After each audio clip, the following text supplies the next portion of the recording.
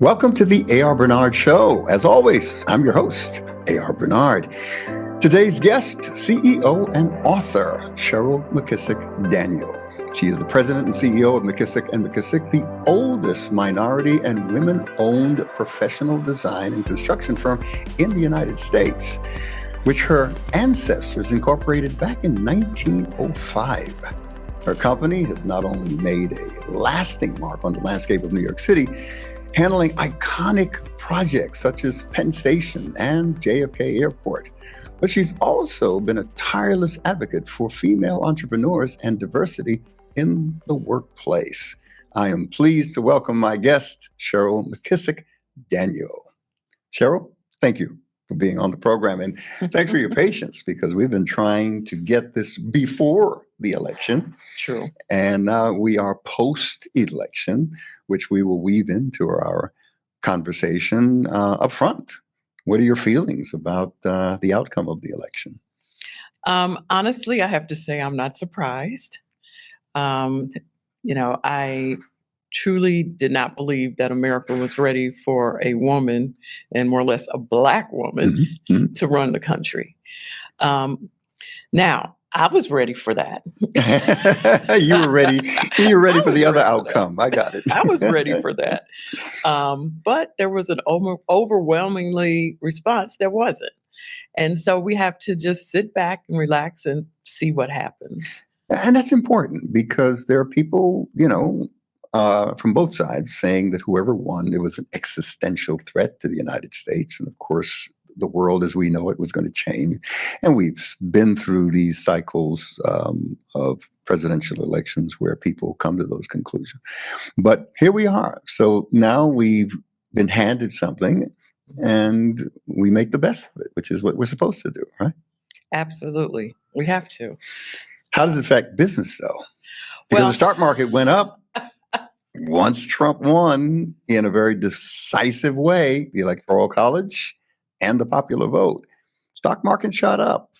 And the Senate and the House. Yeah. It's unanimous Republican now. And, Republicans are transactional. They move money, they get, the business engine up and running, if you ask me. But as a minority woman-owned business, I am glad that I am domiciled in New York State, in New York City. I feel we are insulated and somewhat protected here. I feel that the DEI programs in New York will not be affected by, what's going on at the federal level. Matter of fact, at the federal level, the DBE programs, which are the MWBE programs, are really for much smaller firms. And so firms like McKissack, we can't take advantage of those anyway.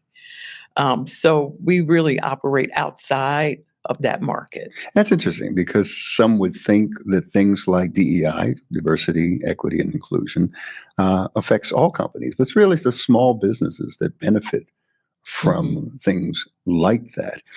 And why is that important to you? And from our history, we go way back for many, many years. You've been a member of my congregation. We've had working relationship as well. But you are quite conservative in your leanings, and yet something like DEI is important to you. Why? It's very important because the playing field is not equal, and it opens up the door to include all types of people and companies into the business arena. And, in New York, we've been able to prove that we can be inclusive and still make money. Yeah. I think the rest of the country could learn from that, because we have the highest MWBE numbers here. But the federal government has all of these regulations like personal net worth thresholds. I believe it's like 1.3 million right now.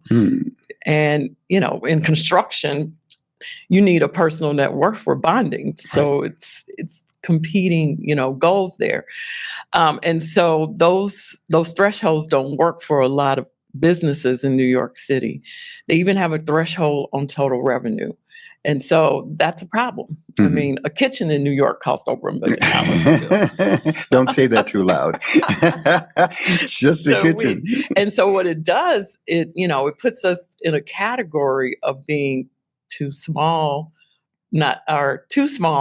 and not being able to compete with very large firms, because large firms in construction are huge. Right. They're multi-billion dollar companies and growing. And then the firms like us, we're much smaller compared to them. And so we're too big, though, to be in the program. So you're caught in between. So we're caught in between. Yes. But it's interesting because for a long time, and you and I have had these kind of conversations, people of color in the construction industry as well, specifically, should I say, have been accused of not having the capacity to do the larger projects. And for a long time, that was used to marginalize. Yes. Does that still apply? Can that be used as an excuse to continue not opening the door of access for, businesses of color? Yeah, I mean, it's like the chicken and the egg. What came first? I mean, for smaller firms to gain capacity, they need opportunity. Right. Yeah. And so the opportunity is denied on purpose so that they cannot grow in size. And so, the gap, the divide between, wealth among white Americans and Americans of color is still huge. Well, the same applies to our industry as well, because we haven't had the opportunity to build the balance sheet to get the projects.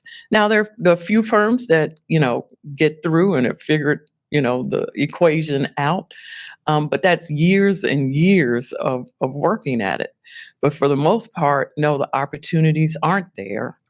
We recently, New York City now is going through changing the delivery method of construction from design, bid, bill to design, bill. And so city agencies have been, over the last several years, picking this up as the way to deliver their projects. But design, bill, to be certified as a design, bill contractor, you have to first complete a design build project. Yeah. And then you can go to the Design Build Institute and get your staff members certified as design builders. But you have to get the first project first. This is intrinsic in the systems that create the situation where marginalization continues. Because there are people in America who are saying there is no such thing as systemic racism or systemic marginalization of certain groups of people. But that's not true. There are still things within the system that perpetuate things that go back. You have a greater sensitivity to it because of your legacy. I mean, your family, your firm goes back, quite a ways. Talk about that early part of the beginning of McKissack and McKissack. Well, it's, originally we go back 5 generations, and the first descendant of our family, Moses McKissack I, was a slave and was taught the trade of making bricks. His son, Moses McKissack II, also was a brick maker, but then became a master builder. And he was the first one to incorporate us after slavery. So that is my great grandfather. You got to line up the greats. Right. I get it. And so it was very interesting, right after slavery, slave masters were still using, the artisans in the field to complete their work. Hairdressers, cobblers, they were all still using their services. And so they helped put them in business. And they patronized their business as well. It wasn't until much later that white people began to feel they did not want to go to Black businesses anymore because it was not popular, or they felt Black people were taking their place. And so that's when marginalization really began to happen. Okay, so there was a period that there was the patronizing of Black Yes. business owners. But as a Black business owner, could you compete in the marketplace? Because in those days, many would, engage white partners to be part of, their business and become the face of the business just so that, they can get contracts. Is that something that your ancestors experienced?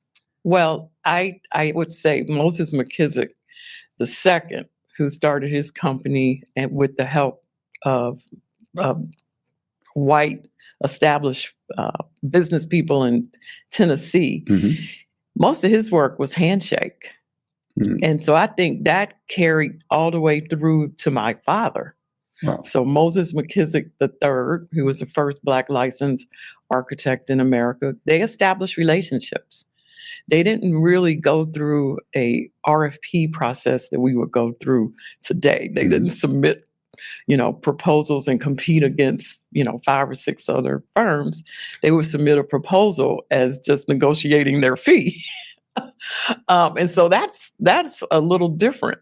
And over time, my grandfather, Moses McKissack the third, and my father began to work at Black institutions when white institutions and establishments were no longer patronizing them. And then over time, those institutions, they had to compete with. So today, where my father built 10 buildings at Tennessee State University, if McKissack today that I run went there to work, we would compete against a bunch of white firms. So that's quite a switch. That's a big switch. Yeah. And why I ask that is because that's part of the history that has shaped you in terms of how you run the company. Talk about the impact that history had in the way you lead the company. It's a huge responsibility because, I feel as though I want the company to be better under my leadership. But then what does my succession look like? And I think I'm the most concerned about that. That hasn't been quite revealed to me. You're waiting for a revelation on that. I'm waiting on a revelation on that. But, as far as my perspective, when I'm meeting with potential clients or socializing with my peers, I come from a perspective that I've been doing this for 5 generations. And so that gives me something to really stand on. Now, New York. If you didn't do it in New York, New York, you didn't do it at all. Talk about New York. It's okay, because some of our viewers may not know New York, right? So when I started the company in New York, or expanded the company in New York in 1990, no one really cared about all the generations of work we did outside of the city. Yeah. So, we still had to go to the MWBE programs and get a foothold into New York. And then our history became relevant. Then people said, oh my goodness, you have this illustrious history. And now you've, created some success here in New York. And, they want to hear our story. But before, no New York projects. But that shifted. Yes. Talk about JFK for us, that project, which is a sizable project. Yes. So if you look at JFK versus LaGuardia or other projects, and this goes back to the whole procurement system. When you have people of color at the top, as the owners, as the heads of agencies, as part of the selection committee, the selection tends to be more inclusive. And so when I look at LaGuardia Airport, which we had a part in, we supported as a construction management firm, a large construction management firm. But JFK, when you switch over there and the owners are Carlisle, Magic Johnson, and Loop Capital, we had a much bigger role. Mm-hmm. And we started at the very top. We were the program managers for the owners, meaning we were responsible to bring in the architects. We had to bring in the contractors. And at the same time, though, we had to ensure there was a minimum of 30% minority women participation throughout every phase of the project. But they put that onus on us. But the only way we can implement that is to be at the top of the food chain. We have to be the prime contractor, the prime program manager. Otherwise, we have no say. And that's important. And that's important. Who is in a position of power and influence, who's making the decisions about these projects, determines the degree of diversity that's at the table. And is that why you fight so hard in this area? Yes. Because of your own journey? Yes. I am getting an award tonight at the New York Building Congress.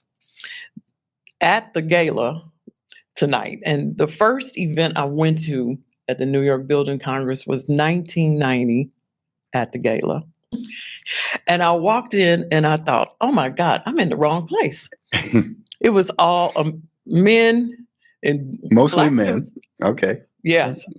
All men in black suits. Very few women. I didn't see any people of color. Mm-hmm. Mm-hmm. And, I remember thinking, I really want to change this scenario and I'm just going to embrace this.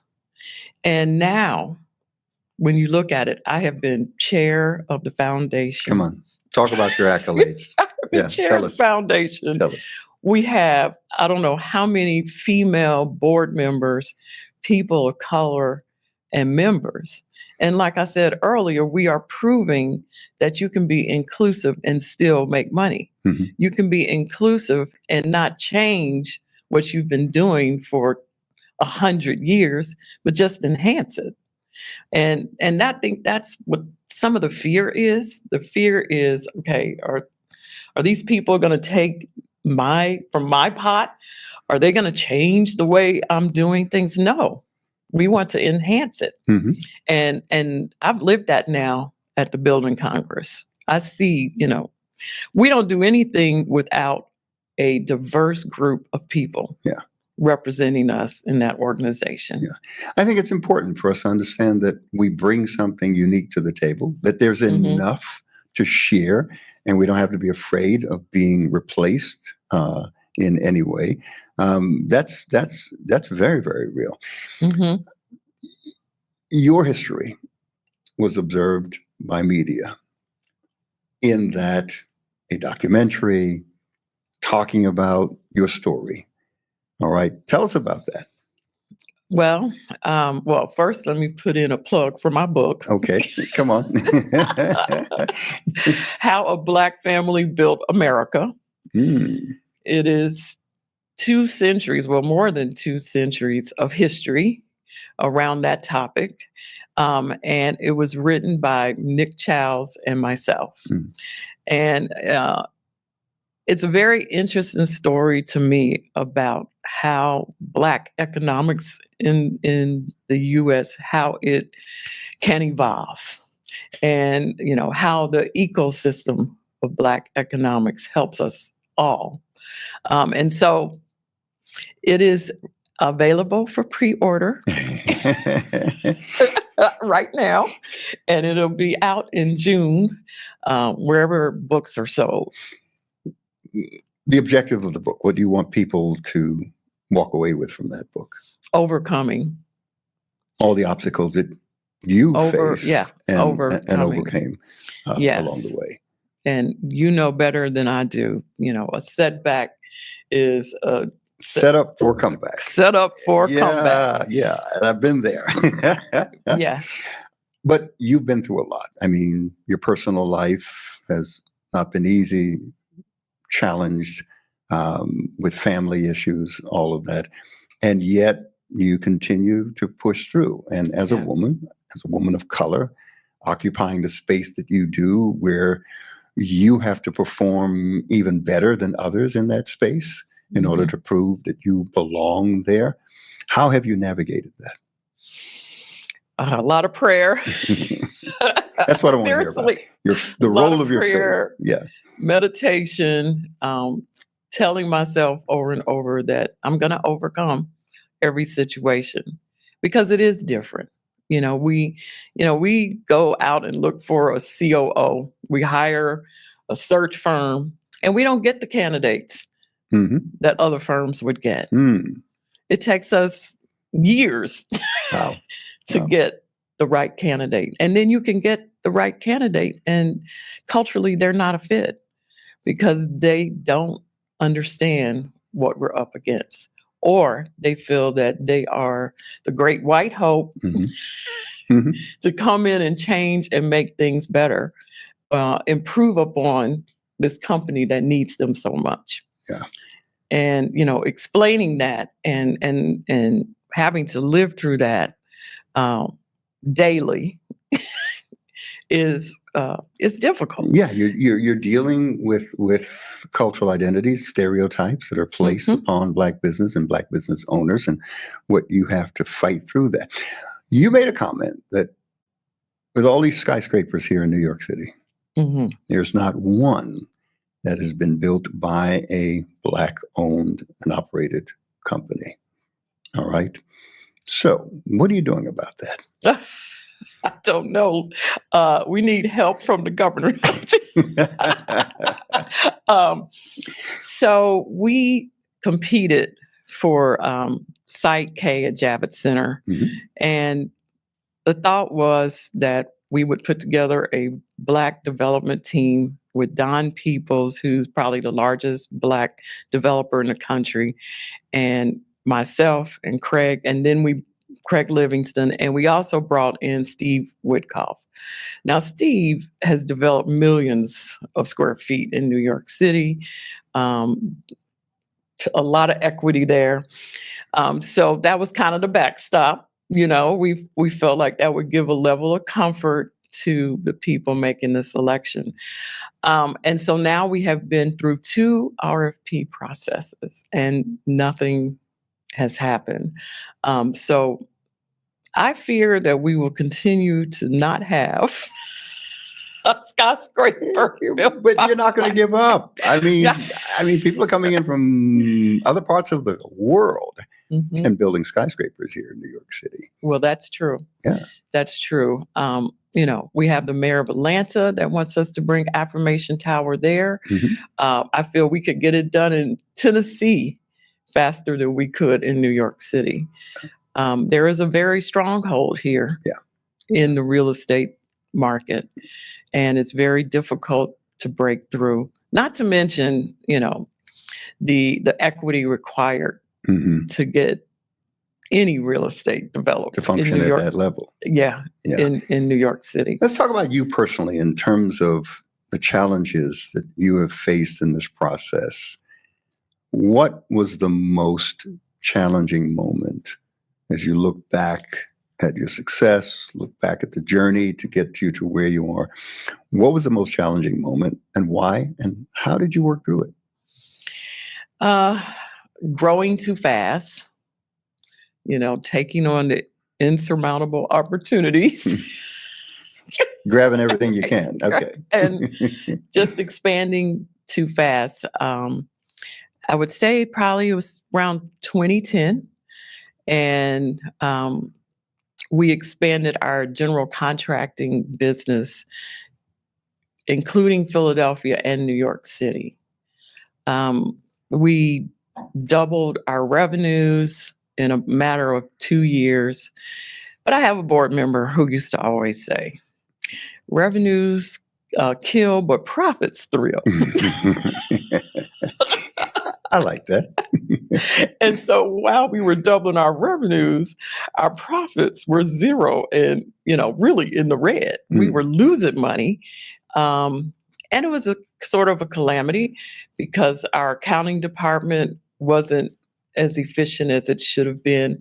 We had a couple of people who weren't doing what they needed to do. And it was hard to keep tabs on everyone when you're out and about and building the operational side. And so we had a really hard time. 2014, I want to say, it was January, going into a board meeting, and I was finally getting the financials like 2 or 3 weeks late. And I'm walking in, and we have a $2 million loss on the year before, on $2 million loss. I wanted to cancel the board meeting and just go home and cry. But instead, I have a great board. I said to my board, here are the issues. I had one board member quit that day. Okay. And so, but another board member said, you know what? I'm retiring soon. Let me come in next week and help you sort through this. And that's what we did. Now, how did I get through it? We were short on cash. We had a $5 million line of credit. We were borrowing $4,999,099. Yeah. We had cash on the street, but we weren't collecting it. Yeah. And so the first thing I did is figure out a plan. How many people I had to lay off, who were my problems, how I'm going to deal with them. And then after I got that plan together, I called my bank. And I told my bank, here's the situation. And I said, you haven't seen these numbers, but when you do, you're not going to like them. And I said, but here is my plan. I'm laying off, I think it was like 40 people. I'm taking 10 people and making them part-time, and the rest of the staff are taking a 10% cut in their salary. And I said, me, I'm not getting paid. And I said, and then my vendors, I have called them up and I told them I owe them money, but I can't pay them. But I will pay them. I just can't tell them when. Yeah. Can't give them a date. I can't give them a date. My consultants, I fired them all. And so that was, political consultants, PR consultants, business development, fired them all. So I have to ask you, is it because you didn't manage the growth to that place where you had so much responsibility, or things shifted and you had to now make some very tough leadership decisions?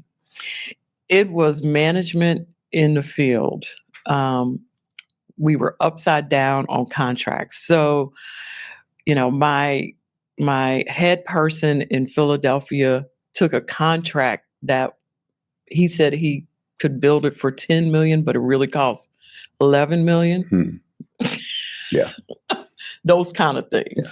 Yeah. Unforeseen conditions. And it was all construction related. And just being able to finance and finish jobs, which we financed and finished every single job, even though it cost us money. Yeah. Yeah. And we were able to pay off all our vendors. And I brought in a great CFO at that point, Tom Coffey. He's still with us. And Tom said, Cheryl, I forgot. We owed the IRS $1 million. That's all.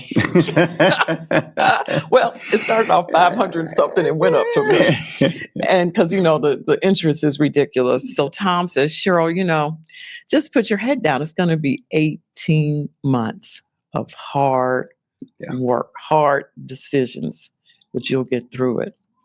And the way we survived is New York City. New York City has so many opportunities. The projects are so big. Mm-hmm. And, we went right out. We did, increase our business development effort. And we went out and we won projects. And, that created cash flow that we could start paying, everyone off. And the next thing you know, our balance sheet that was, $2 million negative retained earnings was $10 million to the positive in a matter of 4 or 5 years. You didn't give up. You stayed with it. Yeah, there are a lot of people who think that it's just one direction when you start a business up, but it's not like that. You can have an explosive beginning And then all of a sudden hit with certain realities that you have to make an adjustment, but you stayed with it. And you've proven yourself, you've proven your brand identity, maintained your integrity in the process. And I know that that's rooted in your faith and the values that you hold. And there's someone who may be listening. In fact, I know there's someone who is listening, because I've had these conversations with individuals one individual who I talked to recently, who is in a point of crisis. Oh. They started a business doing well in the healthcare industry and hit a point where they are where you are. And they're saying, you know what, I've got to make some hard changes. I've got to make some hard decisions, to keep the company moving forward. And that's true for anyone. Yeah. And the decisions have to be quick. Yeah. And, you tell us all the time, you don't have to have 100% of the information to make a decision. Yeah. Take the information you have. Get as much as you can. Right today. But at the end of the day, you've got to make a decision. Yes. Yeah. And I appreciate you sharing that and being so transparent with the experience and vulnerable, because there are people who are tuning in and, they're looking at you, hearing your story, and they're inspired, or maybe they're in the midst of making decisions to begin, or in the middle of the kind of things that you experienced and about to throw up their hands and, give up hope. Don't do it. No. Stay with it. It is worth it. Mm-hmm. She's an example, and her success is an example. Well, the other thing you told us, I'm sorry to interrupt, is, we create our own problem. Yeah. We create our own problem. So if we create our own problem, we can create the solution to get us out of our own problem. Yeah. Where we ended up at McKissack was because of every decision I made. Mm-hmm. It wasn't anything else. So I made all the decisions to get us out. Yeah.